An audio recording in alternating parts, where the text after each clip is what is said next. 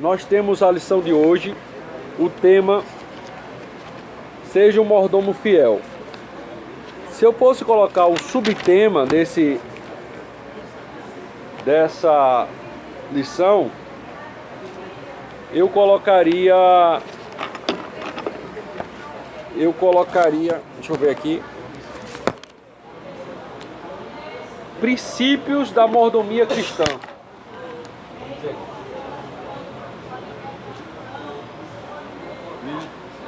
Princípios da mordomia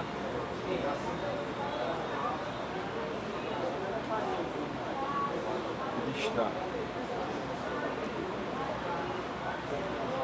E ainda, perfil administrativo, o que Deus espera em relação a nós como servo de Deus. Qual seria o perfil quando você vai contratar, quando a empresa vai contratar um funcionário, se ela tem um perfil administrativo que ela espera daquele funcionário, né? Então, o que é que Deus espera dos seus servos? Qual o perfil administrativo?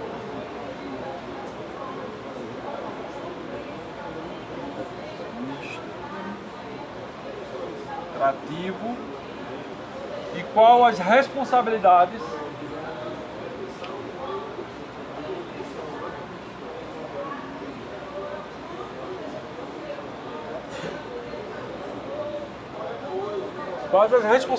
que nos foram confiadas, né? Então, nós temos a parábola do mordomo fiel e prudente, para a partir dessa parábola extrairmos algumas lições acerca dos personagens que se encontram nessa parábola. Mas antes, deixe-me fazer uma pequena citação das lições que nos acompanharam durante o trimestre.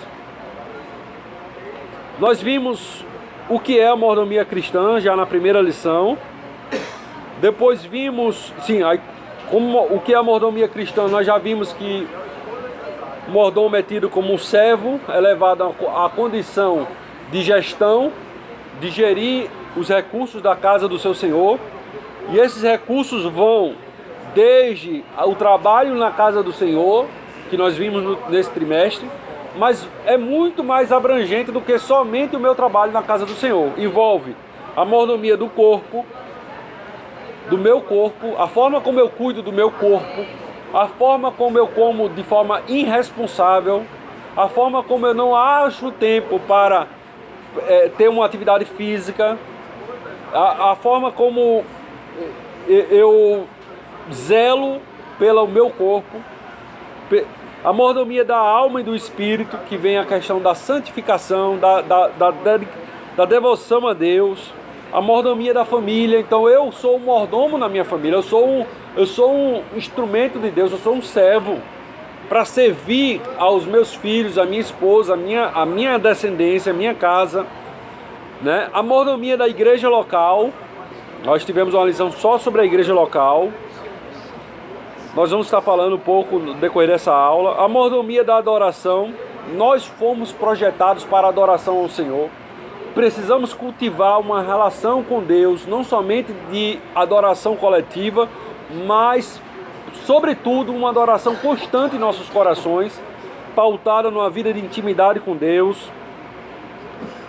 A mordomia dos dízimos e das ofertas, trazendo a memória de que nós, até mesmo os nossos recursos não nos pertencem, é Deus que nos dá, com a possibilidade que nós administremos, e reconheçamos isso em forma de dízimo e de ofertas, ajudando também o próximo em oferta.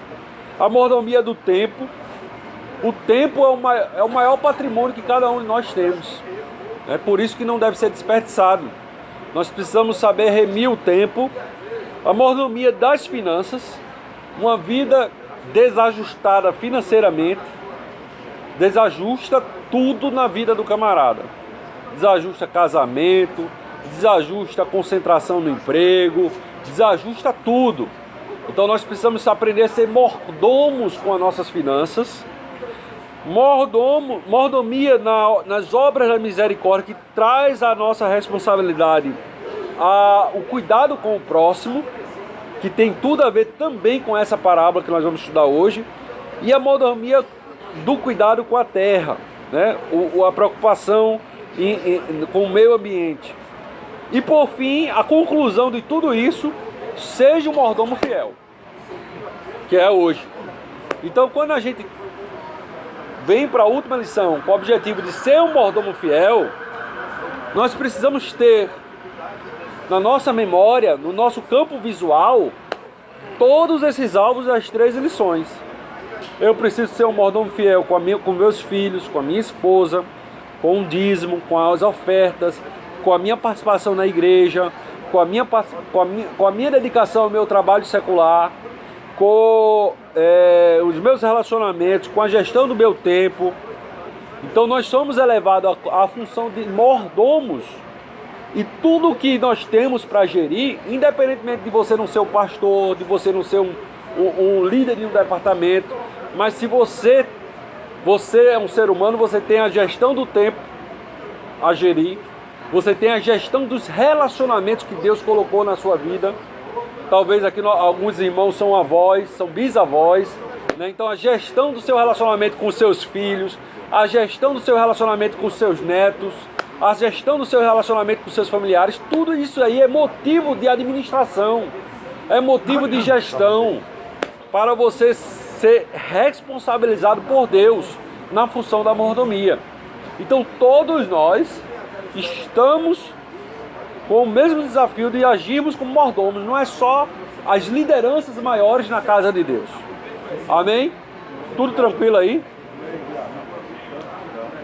Acrescento também aí a mordomia da visitação de enfermos no hospital, aqueles necessitados, idosos. Isso. Isso agrada muito a Deus, viu? Verdade. Eu fico amarrado pela porcaria, eu fico pra lá. Amém. Amém. Amém. Amém. A cumprir com a sua mordomia, né? Então vamos lá, irmãos.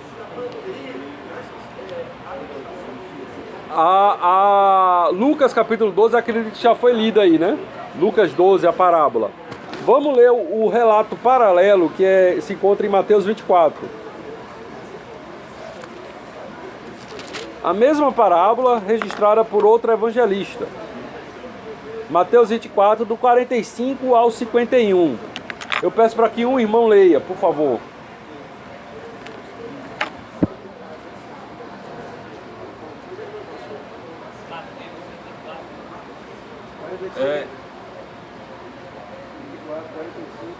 É. 45 ao 51. Pode ler. Mateus 24, né? O irmão já vai ler. 45, 51. Quem é, pois, o servo fiel e prudente, que o Senhor constituiu sobre a sua casa, para dar o sustento a seu tempo? Bem-aventurado. Até o 51. Até o 51. Bem-aventurado aquele servo que o Senhor, quando vier, achar servindo assim. Em verdade vos digo que o porá sobre todos os seus bens. Porém, se aquele mau servo disser consigo, o meu Senhor tarde virá, e começar a espancar os seus servos, e a comer, e a beber com os bêbados, virá o Senhor daquele servo, no dia em que não espera, e a hora em que ele não sabe, e separá-lo-á, e destinará a sua parte os hipócritas. Ali haverá pranto e ranger de dentes. Amém. Amém. Então, irmãos, nós podemos separar nessa parábola 3 personagens. E desses 3 personagens nós vamos tentar extrair lições para nossas vidas. O primeiro personagem que nós encontramos nessa parábola é o Senhor.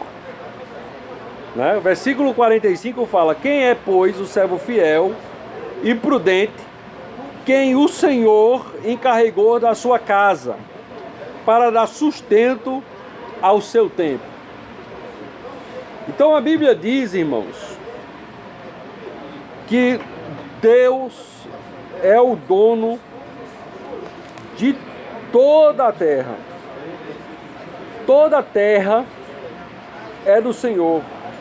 Tudo que foi criado para o seu louvor. E Ele comissionou, Ele delegou aos homens a função de cuidar de algumas atividades. No caso da sua família, da sua esposa, do seu filho, nós estamos falando aqui para pais, né? Da gestão da sua casa. E fica muito claro aqui a questão da obra do Senhor nessa passagem, né? Então ele o Senhor encarregou da sua casa para dar sustento ao seu tempo. Então nós lembramos de que Jesus Cristo estava trabalhando com os discípulos, Jesus Cristo estava preparando os discípulos para que eles cuidassem da casa do Senhor. Ele estava discipulando os discípulos, treinando os discípulos. E aí, em um dado momento, Jesus, conversando com Pedro, fala: Pedro, tu me amas? Aí Pedro disse: eu te amo, Senhor. Aí o que é que Jesus responde? Apacenta minhas ovelhas. É exatamente o que o Senhor nessa parábola está falando aqui. Ele levantou o servo para cuidar da sua casa, para dar sustento ao seu tempo e para que ele servisse aos seus conservos. É exatamente o que Jesus fez com os seus discípulos. Apacenta as minhas ovelhas. Primeiro, a casa é dele, a minha casa. A obra é dele. Pedro, eu edificarei a minha igreja. A minha igreja. E as portas do inferno não prevalecerão contra a minha igreja. A igreja é dele, a obra é dele. Tanto que quando se levanta oposição contra a igreja, quando Jesus vai repreender a Saulo de Tarso, o que é que Jesus fala? Saulo, Saulo, por que tu persegue a minha igreja? É assim que ele fala? Não. Ele fala: porque você me persegue. E quando você vai ver a narrativa do livro de Atos, fala que se levantou grande oposição contra a igreja. Não foi contra Jesus, foi contra a igreja. Porque Saulo recebeu carta dos religiosos para pôr em prisão e saiu em outras cidades para assolar a igreja. Então Jesus, que edifica a igreja é dele, se apresenta a Saulo e fala: Saulo, por que tu me persegues? Então o primeiro conceito que nós vemos aqui, extraímos dessa parábola, é que o Senhor encarregou os seus discípulos, os seus servos, para cuidar da sua casa. E esse cuidado envolve zelar pela casa do Senhor, pela expansão da casa do Senhor, dar sustento ao seu tempo, cuidar dos seus conservos. Em outras palavras, apacenta as minhas ovelhas. Então todos nós somos comissionados. Todos nós. Não é só o pastor Osvaldo, só o pastor Erro, não. Todos nós somos comissionados a cuidarmos da casa do Senhor. Desde os serviços mais simples aos mais complexos.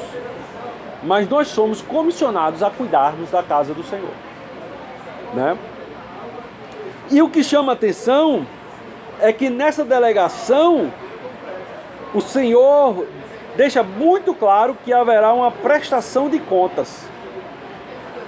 E essa prestação de contas, ela pode acontecer no céu ou pode acontecer ainda aqui na terra.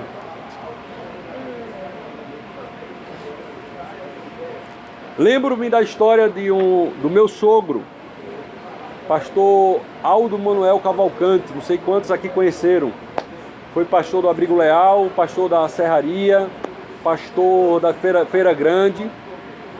E quando jovem, ele sabia que tinha chamada para a pregação da palavra, mas ele queria se esconder do chamado. Ele queria se esconder do chamado. Então, quando ele ia congregar numa igreja e o pessoal começava a descobrir que Deus tinha negócio com ele, aí ele ia para outra igreja, para não ter uma progressão ministerial. Ele não queria os cuidados com a casa do Senhor. Estava envolvido em outros projetos em sua vida. Até que pastor Aldo Manuel Cavalcante, meu sogro, Aldo Manuel Cavalcante, a minha sogra está ali, a dona Ruth, né? Até que Deus feriu ele. Deus falou: homem, até quando você vai se manter em rebelião ao chamado que eu tenho na tua vida? Se você não se submeter ao meu chamado, eu vou te ferir, e ferir. E o último ferir será de morte. Então ele teve 3 episódios, mas em um dos últimos episódios, ele foi designado pelos médicos, levado ao Hospital da Restauração.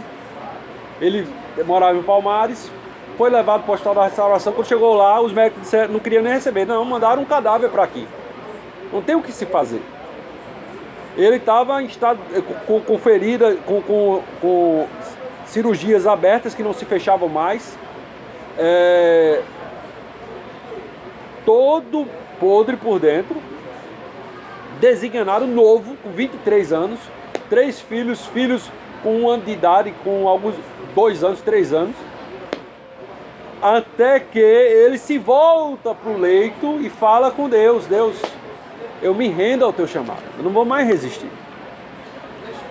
Então Deus chama o seu servo para prestar conta com eles ainda em vida, né? Isso pode acontecer ainda em vida, e feliz é o servo que o Senhor chame para prestar conta ainda em vida. Porque pior será ele chegar lá e se ver diante do Senhor: mas em teu nome eu fiz isso, em teu nome eu fiz aquilo, e eles: apartai-vos de mim que eu não vos conheço. Então feliz é um homem que é disciplinado pelo Senhor. Feliz é o homem que tem o encontro de contas com o seu Deus ainda em vida. Esse encontro de contas, irmãos, fica muito claro com a mordomia em Lucas capítulo 16, na parábola do mordomo infiel. Só os 2 primeiros versículos, vamos ler lá. Lucas capítulo 16, só os 2 primeiros versículos. Disse Jesus aos seus discípulos: havia um homem rico, cujo administrador foi acusado de desperdiçar os seus bens. Então, chamando-o, lhe disse: que é isso que ouço de ti? Presta contas da tua administração, porque já não poderás ser meu administrador. Então nós temos aqui a figura desse senhor que confiou bens e serviço ao seu servo, que não se agradou da administração, que viu que ele estava sendo infiel, e ele chama para prestar conta. E mais uma vez, feliz é o homem que tem uma prestação de contas dessa ainda em vida. Porque a porta da graça... Estou passando mal aqui. De frio pastor? Diminui aí, bota aí para 25. Tá menos, né? Eu quero que ele deixe ele para cima. Ele está oscilando para 26. Né? Pode deixar para menos ainda, que é melhor. Irmãos, feliz é o homem que tem essa prestação de contas ainda em vida. Tem outra passagem que mostra uma prestação de conta parecida, em Lucas capítulo 13, versículos 6 ao 9. Como estamos bem próximos da passagem, vamos ler aqui a parábola da figueira estéril. Então Jesus proferiu esta parábola: certo homem tinha uma figueira plantada na sua vinha, e indo procurar nela fruto, não achou. Certo homem tinha plantado na sua vinha uma figueira e indo procurar nela fruto, não achou. Pelo que disse ao que cuidava da vinha: há 3 anos venho procurar fruto nessa figueira e não acho. Corta, porque ocupa ainda a terra inutilmente. Ele, porém, respondeu: Senhor, deixa este ano, até que escave e adube ela. Se der fruto, ficará. Se não, depois a mandarás cortar. Então, mais uma prestação de contas, em que Deus chama o seu servo para prestar contas. E aí me lembra a passagem da vinha do Senhor em Isaías capítulo 5. Isaías capítulo 5, quem puder abrir.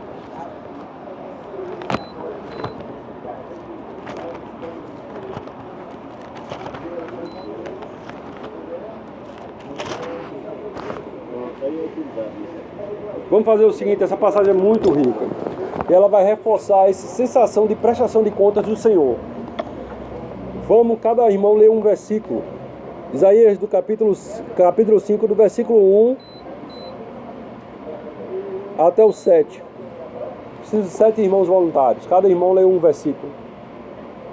Agora cantarei ao meu amado o cântico do meu querido a respeito da sua vinha. O meu amado tem uma vinha e um outeiro fértil. Versículo 2. E acertou e alimentou das pedras, plantou-a de excelentes amigos, e edificou no meio dela uma torre, e também construiu nela um lagar, e esperava que desse uvas boas, porém deu uvas bravas. 3. Agora, pois, ó moradores de Jerusalém e homens de Judá, julgai os péssimos entre mim e a minha vinha. 4. O que mais se podia fazer na minha vinha, e eu não o tenha feito? Porque, esperando que eu que desse uvas boas, veio dar uvas bravas. 5.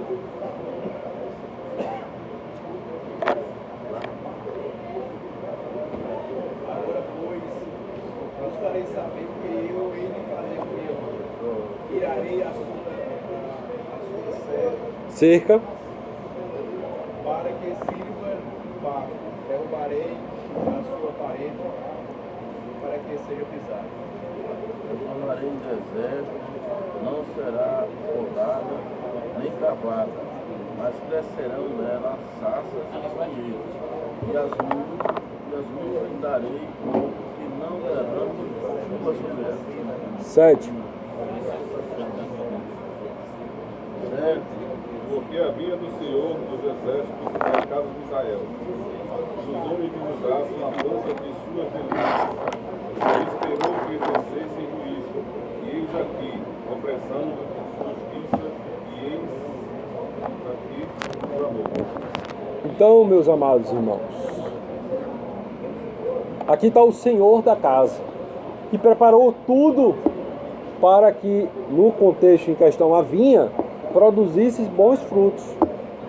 A Bíblia diz que ele cavou, limpou das pedras, tirou todos os atrapalhos para haver uma produtividade naquela vinha, edificou no meio dela uma torre, construiu nela um lagar, um local para extrair o suco, e esperava que desse uvas, mas deu uvas boas, mas deu uvas bravas. Então o Senhor, que confiou na parábola dos mordomo fiel e prudente, ele confiou ao mordomo a casa dele. E ele deu para aquele mordomo todas as condições para poder haver a frutificação. Ele, no caso da vinha aqui, ele fez tudo que a agricultura prescreve para que haja produtividade máxima. E ficou uma torre, ficou um lagar, pôs cercas de proteção para que animais não pudessem destruir a vinha. E na hora de colher o fruto, uvas amargas. Contextualizando em nosso meio, ele esperava que nós produzíssemos uvas boas em nosso relacionamento conjugal. E aí, de repente, ele vai prestar conta. Faz isso não é o comportamento de um servo fiel e prudente. Essas uvas não são doces, são amargas. Falta de perdão, aspereza, agressividade, falsidade, mentiras. Que a gente tem que ter mau cuidado. A gente vai falar do mordomo infiel, mas quando a gente vê assim, mordomo infiel batia nos servos, eu nunca bati em ninguém. Aí você se livra. Bebia e era comilão. Não sou isso. Então não é comigo. Cuidado. É só um tipo que representa o universo de condutas. Então o Senhor que edificou a casa, ele presta conta com seus servos. E feliz é o servo, a igreja, a família, a nação, cuja essa prestação de contas se dá em vida. Israel aqui foi prestado contas. Ele tirou as cercas de proteção de Israel, derrubou a torre, fez o império assírio, babilônico, destruir completamente a vinha. Para quê? Para tratar, para prestar contas. Então, louvado seja Deus que Ele trate com nossas vidas. E a nossa oração deve ser essa: Senhor, vê se há em mim um caminho mau e guia-me pelas veredas eternas. Corrija, mostra-me qual o homem, o salmista Davi falou orando, qual o homem que é capaz de discernir as suas próprias faltas. Nós temos a tendência adâmica de se auto-justificar. Nós temos o perigo de uma consciência cauterizada. Às vezes, a conduta de erro, ela nasce a partir de pequenos passos em direção ao erro, que, um exemplo claro, o adultério. Ninguém sai numa posição de fidelidade para a consumação do adultério no estralar do dedo. Você vai aos poucos perdendo a posição de fidelidade diante da sua cônjuge, diante de Deus. Sua consciência vai se corrompendo e você vai, a consciência se cauterizando. E feliz é o homem que é chamado à prestação de conta para que ele desperte e caia em si e volte à casa do seu pai. Então, a primeira coisa que essa parábola nos ensina é um Senhor zeloso, interessado pela sua casa, interessado pelo cuidado dos seus conservos. Apacenta as minhas ovelhas. Tu me amas? Tiago, você me ama? Então apacente minhas ovelhas. Se comprometa com os pequeninos. Se comprometa com o próximo. Quem é o meu próximo? Bom samaritano, aquele que está à beira do caminho. Se comprometa com a necessidade, com os órfãos, com as viúvas, com as pessoas que não são crentes, que precisam aprender o evangelho, que precisam ser consolidadas, que precisam ser discipuladas. Se comprometa ao menos com os seus filhos. Muitas vezes nós corremos em atividades frenéticas na casa do Senhor e não temos tempo de ser um administrador fiel para com a nossa casa.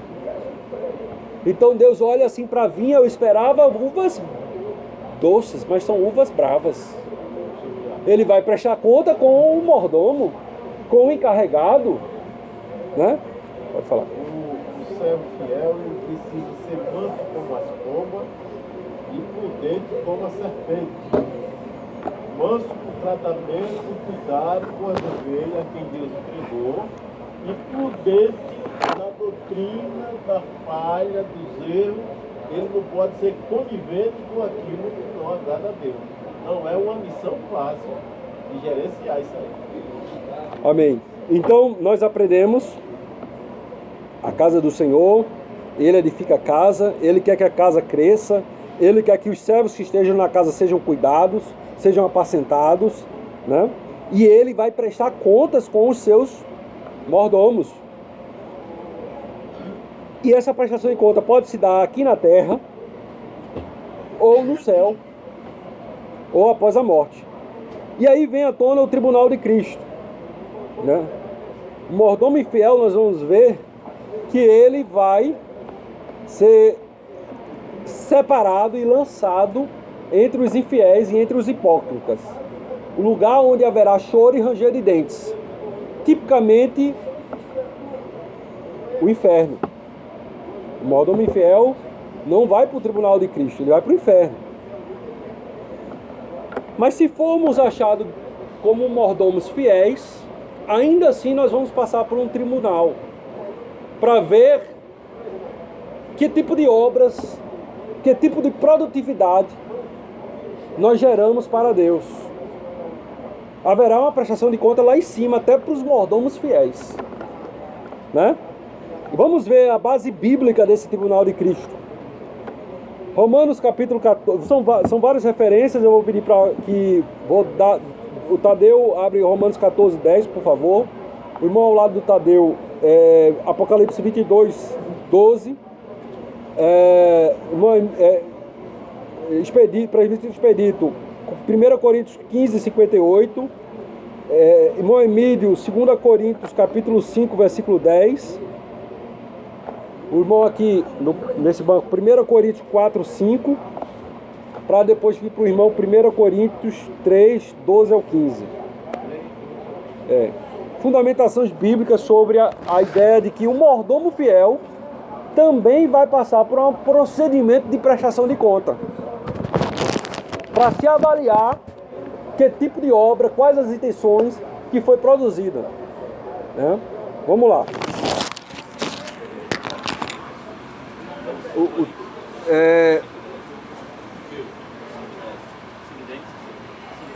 Romanos 14, 10, Apocalipse 22, 10, 22, 12, 1 Coríntios 15, 58, 2 Coríntios 5, 10.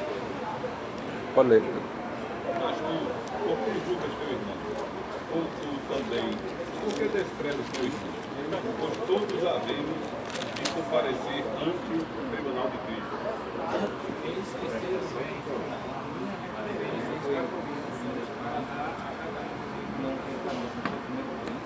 Portanto, meus amados irmãos, sede firmes e constantes, sempre abundantes na obra do Senhor, sabendo que o vosso trabalho não é vão no Senhor. Porque todos deverão comparecer ante o tribunal de Cristo, para que cada um receba segundo o que é feito, serviu do corpo, o bem ou o mal. Pois, só destacando aí, todos devemos comparecer perante o tribunal de Cristo, para que cada um receba o que tiver feito por meio do corpo, o que tiver feito de bem ou mal. A ideia é que não haverá um estado de punição, mas haverá um estado de honra, de galardão, para aquele que produziu obras que permaneçam, obras em que a intenção foi pura e o fruto permaneceu. Vamos lá. 1 Coríntios capítulo 4, versículo 5. Porque em nada me sinto culpado, mas nem por isso me considero justificado. Pois quem me julga é o Senhor. Não vai até o final. Portanto, não, eu acho que você está... Peraí. Portanto, nada julgará. Nada julguei antes do tempo. 1 Coríntios 4, 5. Portanto, nada julgueis antes do tempo. Até que o Senhor venha, o qual também trará à luz as coisas ocultas das trevas e manifestará os desígnios dos corações. E, então, cada um receberá de Deus lucro. Então, Deus vai julgar os desígnios do coração e cada um de nós vai receber de Deus o louvor no sentido de recompensa. né? Então, não é só fazer na casa do Senhor. Não é só eu trabalhar como obreiro.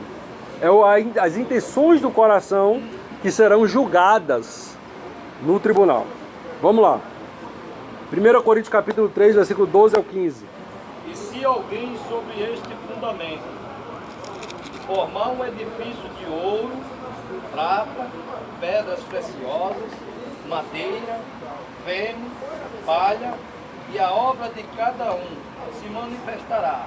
Na verdade, o dia declarará, porque pelo fogo será descoberta, e o fogo provará qual seja a obra de cada um. Se a obra que alguém edificou nessa parte permanecer, esse receberá galardão.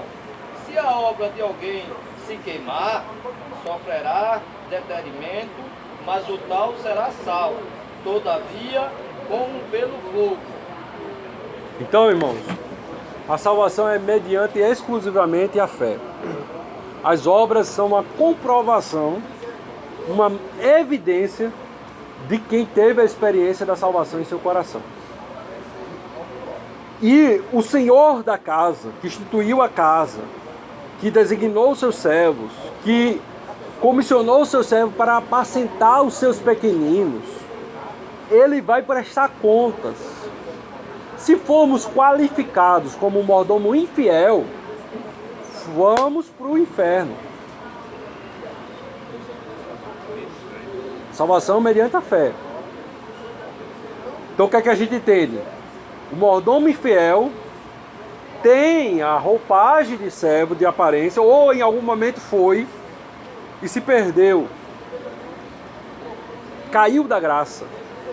A Bíblia diz, Paulo diz lá, escrevendo ao Gálatas, se vocês novamente quiserem abraçar as obras da lei, se vocês novamente quiserem defender que a salvação se dá mediante a circuncisão, a guarda do sábado, a obediência da lei, vocês estão caindo da graça, virando as costas para a cruz.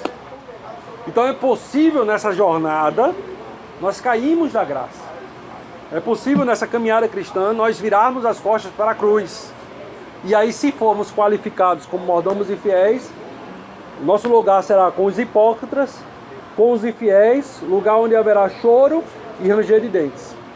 Entretanto, se formos classificados como mordomo fiel, e nós vamos ver algumas características, nós vamos comparecer perante o tribunal de Cristo. E esse tribunal, nessa passagem que o nosso irmão leu... Esse versículo 15, deixa eu explanar. Certo. Nesse tribunal, o fundamento é Jesus Cristo. Sobre esse fundamento vão se edificar obras de... É o 13 ainda, né? 13, esse é o 13.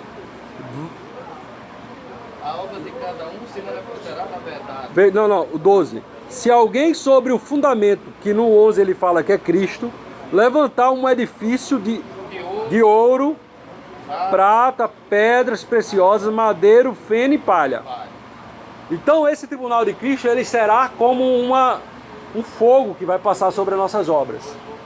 Na hora que passar o fogo, a madeira, a palha e o feno será queimada.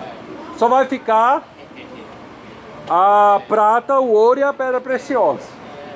Aí tá a chave do 15. É. É a chave do 15 aí. Então, se a sua obra não for... E aí me lembra o que Jesus falou em João 15,16. Não foste vós que escolhestes, mas eu vos nomeeis para que vades e deis fruto, e o vosso fruto permaneça, para que tudo aquilo que pedires ao Pai, Ele vos conceda. Então o nosso desafio de frutificação é o desafio do fruto que permanece.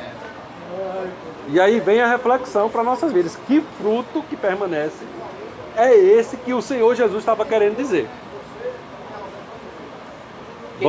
Vamos. Professor, que nesse aqui que ele fala aqui, ó, no 15, que ele diz assim, se a obra de alguém se queimar, sofrerá detrimento, mas o tal será salvo. Como pelo que o fogo. Todavia, como pelo fogo. Então, por exemplo, a pessoa vai chegar no céu cheio com a expectativa de galardão, cheio de obras. Aí ele vai chegar lá, o servo fiel, vai se queimar todas as obras que ele fez, e nenhuma obra dele vai permanecer. Então ele vai ser salvo como pelo que o fogo.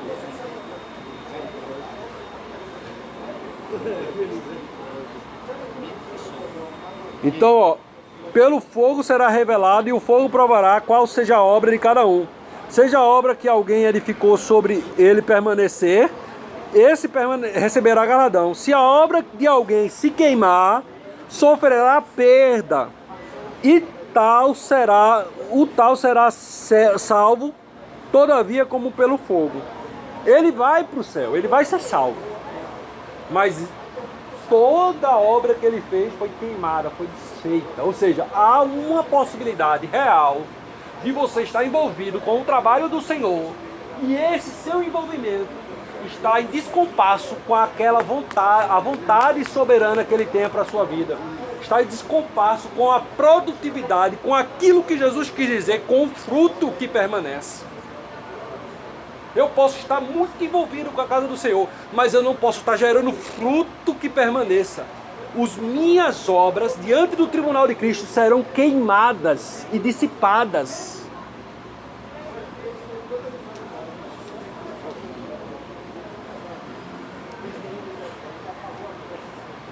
Que fruto é esse que Jesus falou?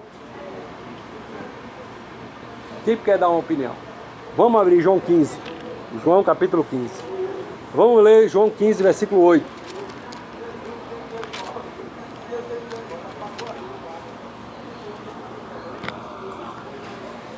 Nisto é glorificado meu Pai, que deis muito fruto, e assim sereis meus discípulos. Ó, se você der muito fruto, você será meu discípulo, e o meu Pai será glorificado na sua vida. Um pouco antes ele fala: eu sou a videira, todo ramo que estiver ligado a mim dará fruto. Quem não der fruto, estiver ligado a mim e não der fruto, ele está ligado a Jesus, mas não dá fruto. O que é que Jesus está dizendo? Será cortado, e nessa passagem ele fala, será lançado fora. Então nós temos aí uma linha tênue. O perigo de nós não estarmos gerando o fruto que Deus espera, o fruto que permanece. Pode ser que estejamos gerando até algum tipo de fruto, mas não é o fruto que permanece. Não é o fruto que vai passar pelo fogo no tribunal de Cristo e vai permanecer.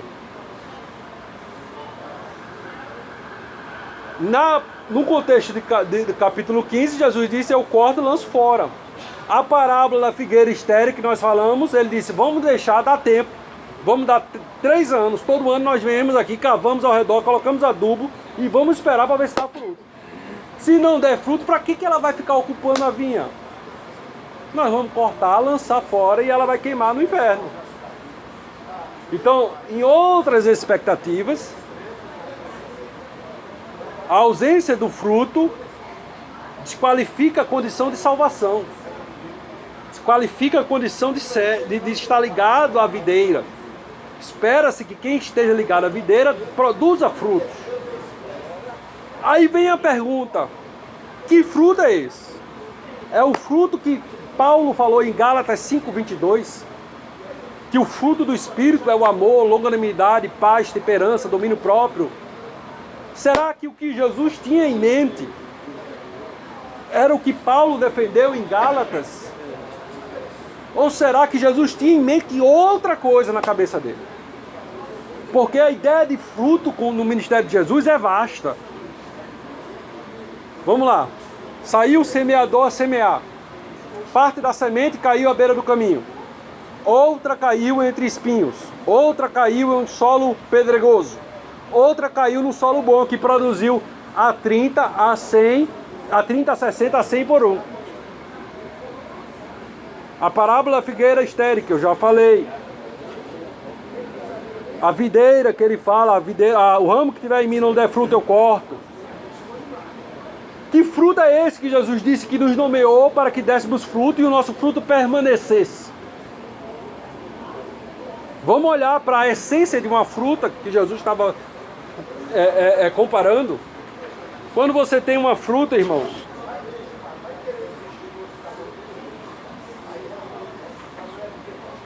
vamos pensar aqui na maçã.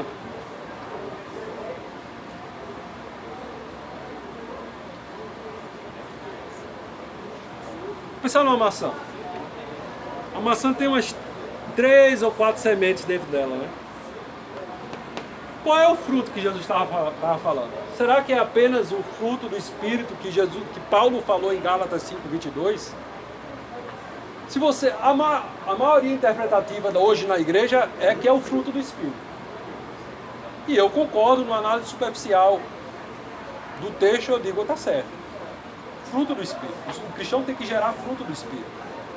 Entretanto, eu acredito, você analise se for um argumento novo para você, e a partir de hoje pondere para ver se tem procedência ou não. Eu acredito que o que Jesus tinha em mente era mais profundo do que simplesmente o fruto do Espírito. O que ele tinha em mente era o processo de multiplicação das plantas, que se dá pela semente. Saiu o semeador a semear. O que foi que o semeador sogou? Semente. O que foi que a semente produziu? A 30, a 60, a 100 por 1. Produziu árvores, produziu vidas. Então, o que Jesus está dizendo que o fruto que permanece tem a ver com a semente. Mas para que haja o processo de frutificação, Deus colocou, veja a comparação que Jesus fez com o fruto que permanece. Deus colocou na fruta a polpa. Para que serve a polpa da fruta? Para atrair o processo da multiplicação. Se a fruta for amarga, o animal vai ter interesse em vez de desfrutar. Se ele não se saboreia naquele sabor, se ele não entende que ali tem nutrientes para ele, não. Ele não chega nem perto.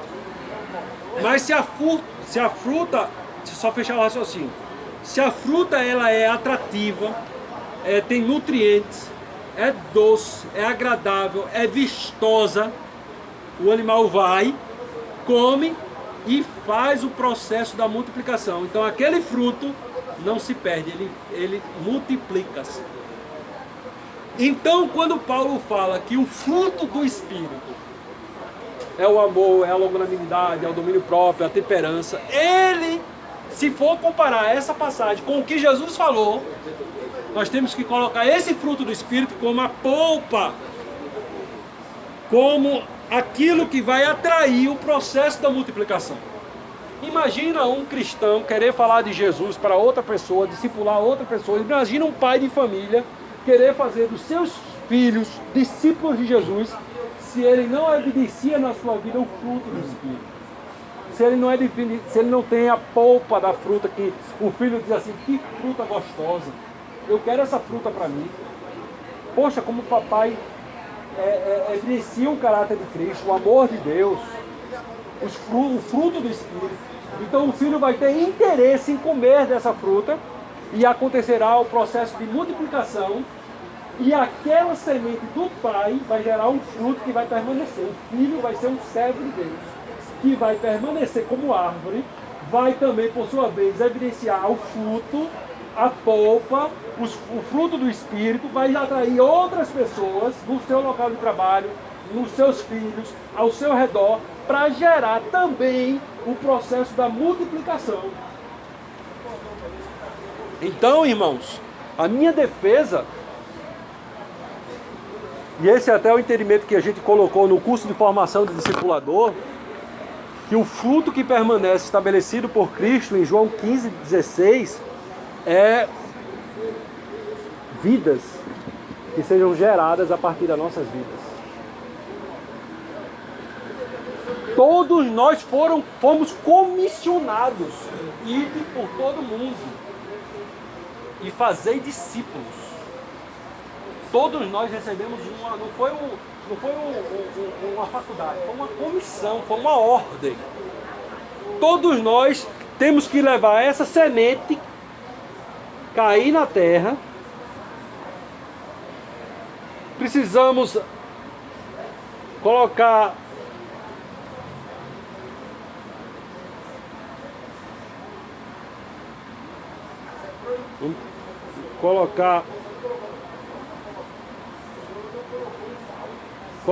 água, adubar a semente precisa crescer e por sua vez se multiplicar. Todos nós fomos comissionados para sermos discipuladores. Todos nós fomos comissionados para gerar fruto que permaneça. E esse fruto que permanece não é só, irmãos, o contentamento de evidenciar na minha vida qualidades do amor, do domínio próprio. Não, isso é um meio para eu chegar ao fim da multiplicação do reino. Se você se considera um cristão fiel, mas você não tem encontrado tempo para investir em vidas. Ah, irmão, eu investi na vida dos meus filhos, mas agora eles saíram de casa, já faz muito tempo. Então, se aconteceu isso com você,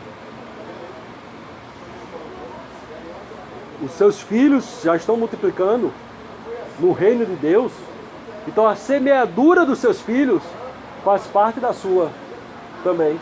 É fruto que veio de você. Isso acontece no mundo físico como no mundo espiritual. Eu discipulei uma pessoa e essa pessoa agora já está discipulando outra. E depois outra. Então é uma frutificação que nasceu de você. Mas ninguém também pode viver do fruto do passado. Quando meus filhos estavam em casa, eu realmente investia na vida deles, falava de Jesus. Mas agora não, agora minha vida é da igreja para casa, da casa para a igreja. E eu não falo com ninguém, eu não invisto na vida de ninguém. Ninguém pode viver só da fruta do passado. Nós precisamos ter um estilo de vida constante na casa do Senhor, investindo em vidas. O trabalho que o pastor Geraldo faz de aconselhamento de casais é um trabalho de fazer discípulo, é um trabalho de investir em vidas, é um trabalho de apacentar as minhas ovelhas. E nós temos que ter muito cuidado, porque às vezes eu penso que somente eu varrer o chão, somente eu fazer uma atividade na igreja que não esteja relacionado diretamente com esse fruto que permanece, já vai me valer. Não! Eu vejo o fruto que permanece como um fruto de investir em vidas.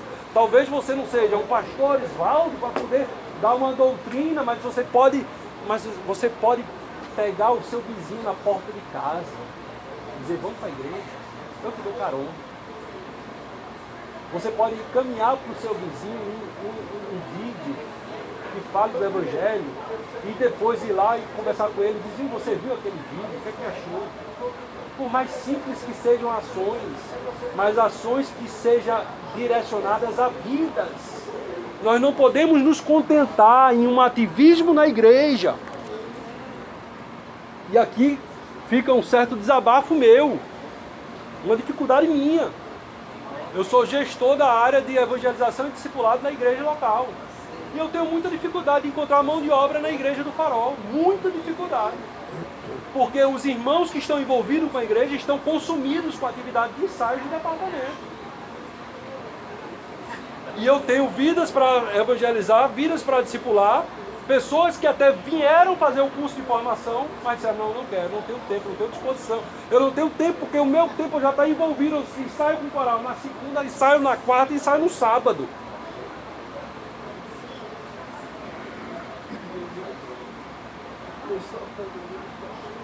Então são irmãos que estão envolvidos com muitas coisas.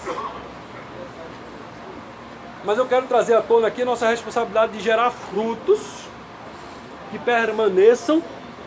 E esses frutos que permanecem, na minha defesa, são frutos que sejam em vida. Isso não quer dizer que somente a equipe de evangelização, do discipulado está fazendo isso. Não. Um pai que tem o seu compromisso, um avô que tem o seu compromisso de sentar com os seus netos, sentar com os seus filhos e influenciá-los, e direcioná-los para o Evangelho e evidenciar na sua vida o fruto, a polpa, e ele se sente atraído, e ele se multiplica dentro de casa. Essa é a maior multiplicação que nós podemos fazer. A maior multiplicação que eu posso fazer como servo de Deus hoje está dentro da minha casa. Quantos e quantos nós temos perdido por falta dessa visão de prioridade? Começa da minha casa. Começa do meu filho. Se meu filho já está maior, começa do meu neto. Eu vou encarar aquela estadia do meu neto na minha casa como o meu ministério. Eu vou brincar com ele, eu vou jogar bola com ele, eu vou jogar videogame com ele, eu vou pro cinema com ele, eu vou fazer as atividades, vou pegar no colégio, mas no caminhar, no deitar, no levantar, eu vou estar compartilhando princípios do reino, eu vou estar multiplicando na vida do meu neto, eu vou fazer aquilo que eu não consegui fazer com meu filho, eu vou tentar influenciar meu neto. Na sua própria casa você pode ter essa mentalidade de vidas, de discípulo, de multiplicação. Eu preciso gerar vidas. Não adianta eu só me envolver com outras atividades na igreja que não esteja relacionada a vidas.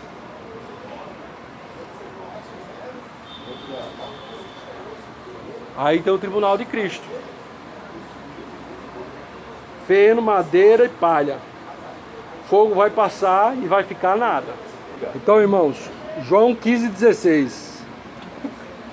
Vamos ler. João 15,16. Quem achou pode ler. Para a gente fechar essa porta. Vós a mim, mas eu vos escolhi a vós, e vos nomeei, para que vades e deis fruto, e o vosso fruto permaneça, a fim de que tudo quanto em meu nome pedirdes ao Pai, Ele vos concede. Então, a minha defesa, fechando esse raciocínio aqui, que esse fruto que permanece é a semente. Se apenas se come do fruto, mas não há o processo de semeadura, de alimentação dessa semente para que ela brote, cresça em uma nova árvore, e essa nova árvore gere outros frutos, que possam gerar outros frutos, não há a geração do fruto que permanece. A ideia dos 10 talentos que Jesus deu também. Jesus pegou 10 servos, cada um deu um talento. Uma pessoa produziu 5, outra 2, outra 1 e outra nenhuma. Então, aquele que não produziu nenhuma, ele estava com fruto, mas o fruto não multiplicou. O talento daquele que segurou deixou de ser talento? Não. Estava com ele. Mas não houve multiplicação. Então, o que Jesus tinha em mente com o fruto que permanece, está associado com o processo de multiplicação de discípulos, de vidas. Está associado com o que ele falou com Pedro: apacenta as minhas ovelhas. E o fazer discípulo é muito mais além do que evangelizar não crente e consolidar não convertido, é muito mais além. Como eu disse, o trabalho do pastor Geraldo de atender casais, ainda que eles já estejam crentes, batizados e consolidados, é um trabalho de fazer discípulo. O trabalho de um pastor que pega um aspirante do ministério e chega para ele para sentar, para orientar: ó, meu filho, não é por aí não. O caminho que você está seguindo não vai dar certo. Tome cuidado com isso, observe aquilo, faça por aqui, faça por ali. É um trabalho de fazer discípulo. Então, o trabalho de fazer discípulo, de lidar com vidas, é muito mais abrangente do que somente o trabalho de evangelização. Eu não quero puxar a sardinha para o meu departamento, não. Eu quero defender o fazer discípulo como uma cultura que alcança todos nós.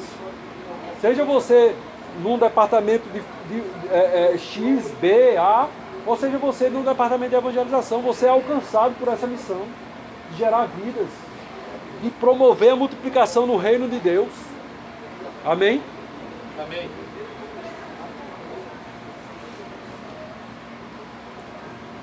Servo infiel. Vamos falar do servo infiel. Irmãos, pelo que eu preparei aqui, tinha conteúdo para a gente dar 3 aulas. Pode ser Você vê, se eu quisesse render aqui, eu ficava só em uma aula só no papel do Senhor. Aí depois ia uma aula para o infiel e depois uma para o fiel. Mas vamos lá. Servo infiel, só citar. Primeiro, deficiência doutrinária, falta de temor. Ele disse no seu coração, meu Senhor tarde virá. Né? Então ele não tinha temor no coração, ele não tinha expectativa, não tinha desejo da volta do Senhor. E colocou no coração dele que ele estava encarregado pela obra do Senhor, mas que ele não precisava se preocupar com a prestação de contas.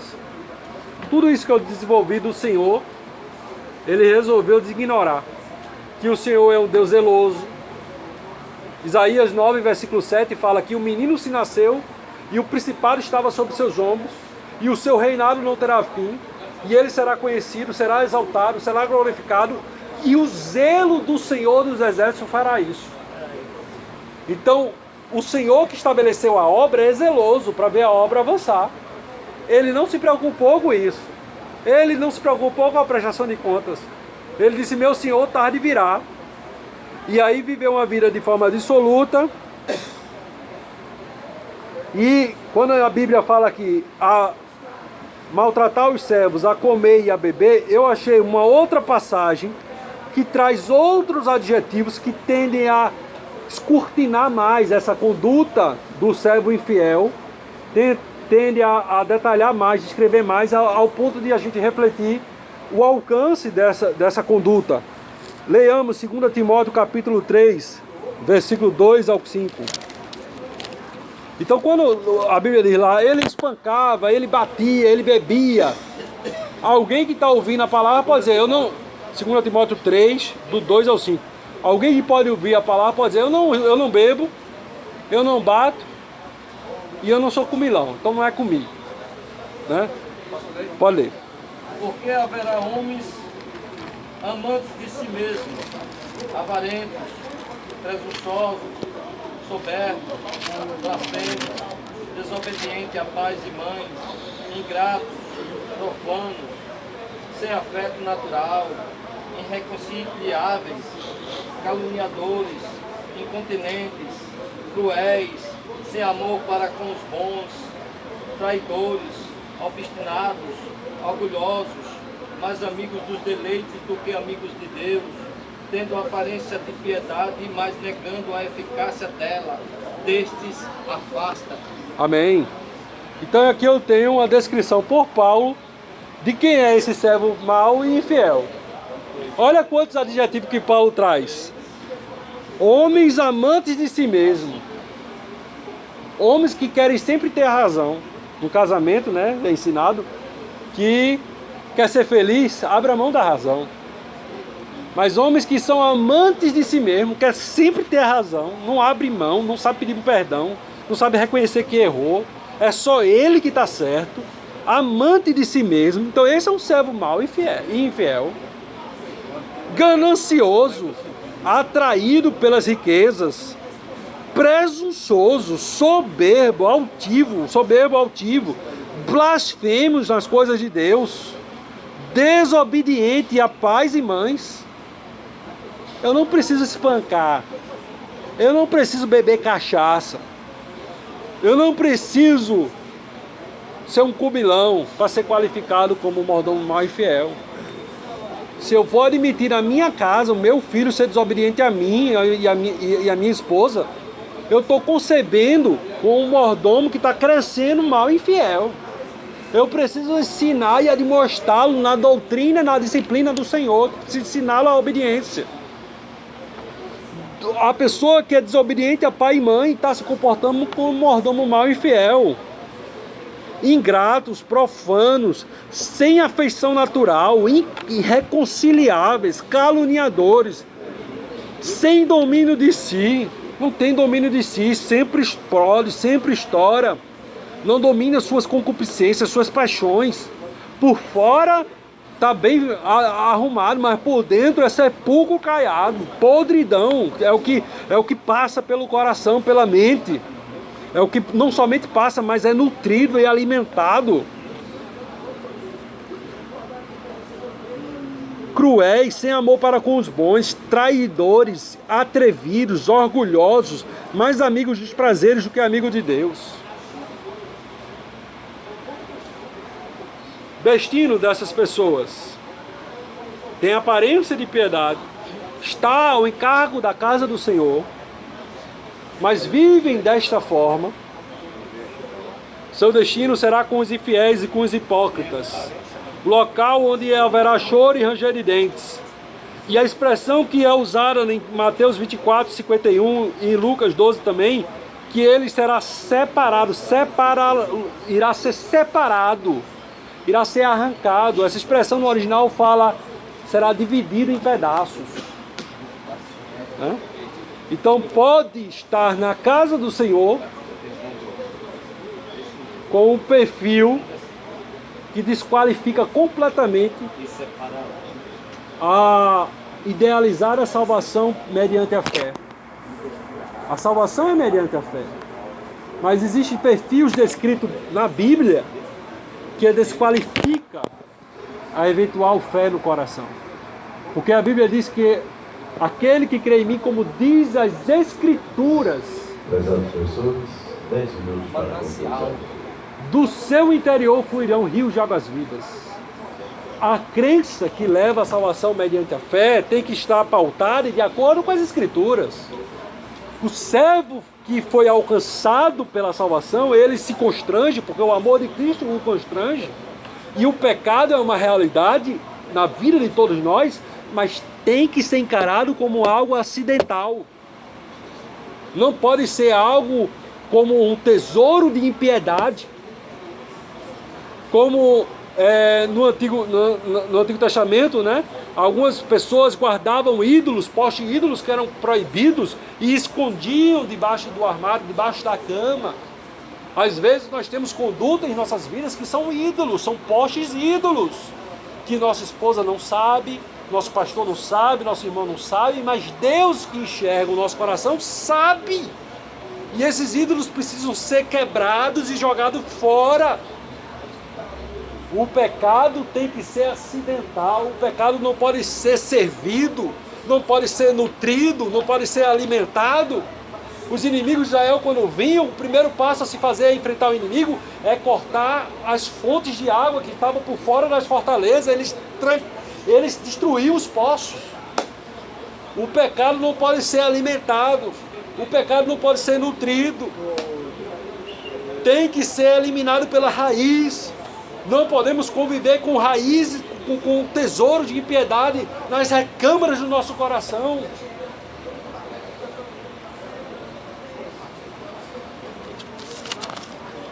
Servo prudente, servo fiel, vigilante.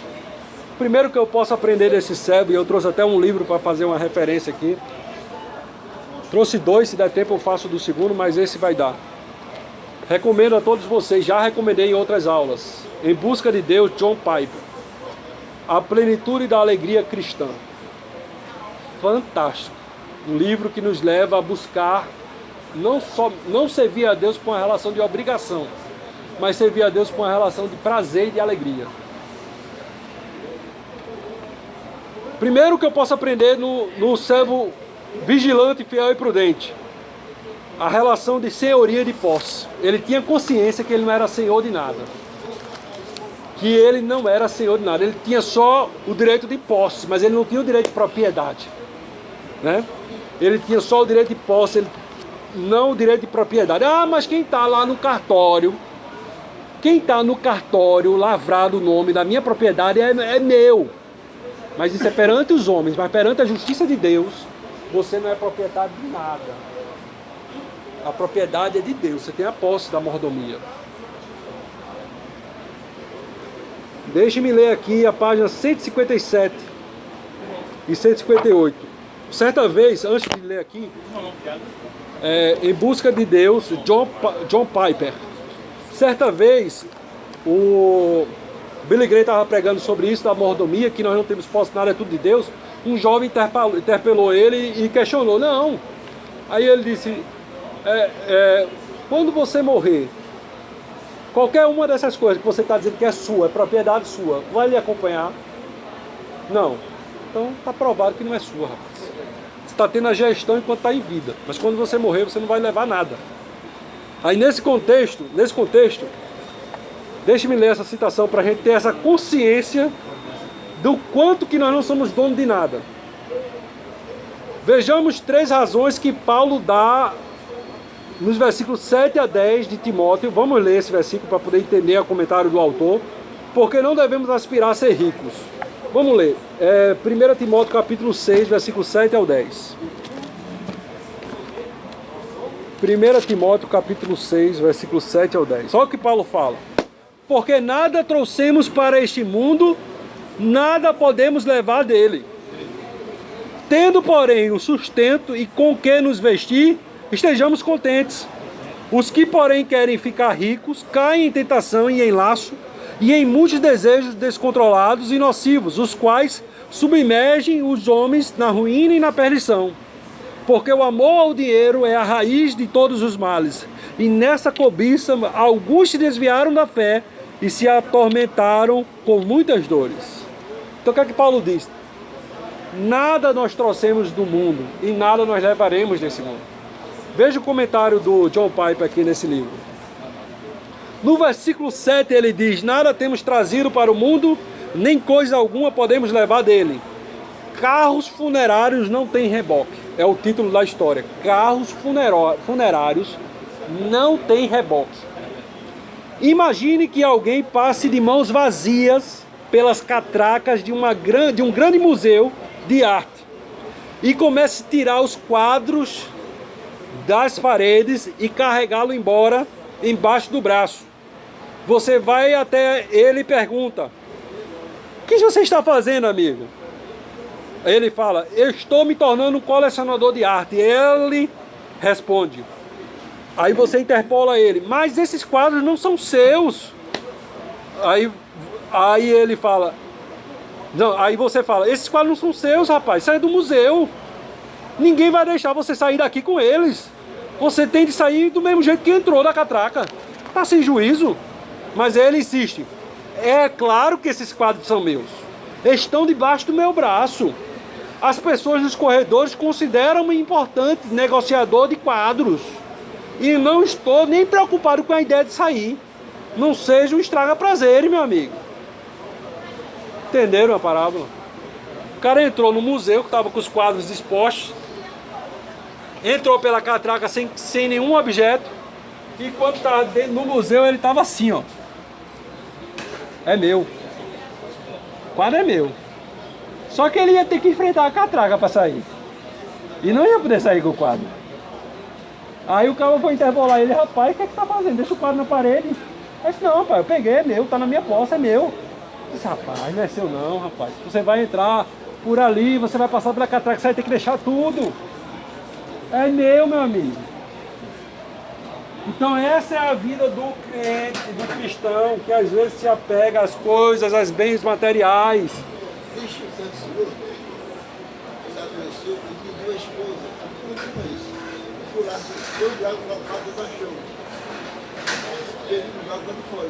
Você é feio, a vida é que não se preocupe. Por que levar isso? Eu quero ter um pouco da vida da vida dele. Entendeu, irmão? Um pastor, era um missionário, pastor. Ele, quando morreu, ele pediu para o caixão dele ir com os 2 braços para lá de fora. A esposa dele disse: mas rapaz, mas por que isso não é costume? Ele disse: porque eu quero mostrar para todo mundo que eu não estou levando nada, não, irmão. Estou indo com a mão aberta, mão limpa. Então, irmão, nossa vida aqui, nada é seu. O seu carro não é seu, o seu salário não é seu, a sua casa não é sua. Você é um mordomo, você está aqui por passagem. Você entrou no museu pela catraca e você vai sair pela catraca sem nada. Não se iluda com o quadro que está debaixo do braço, não. Solta isso na mão de Deus. Tinha outras e outras coisas para falar, mas na hora se avança. Vamos ficar em pé, vamos orar.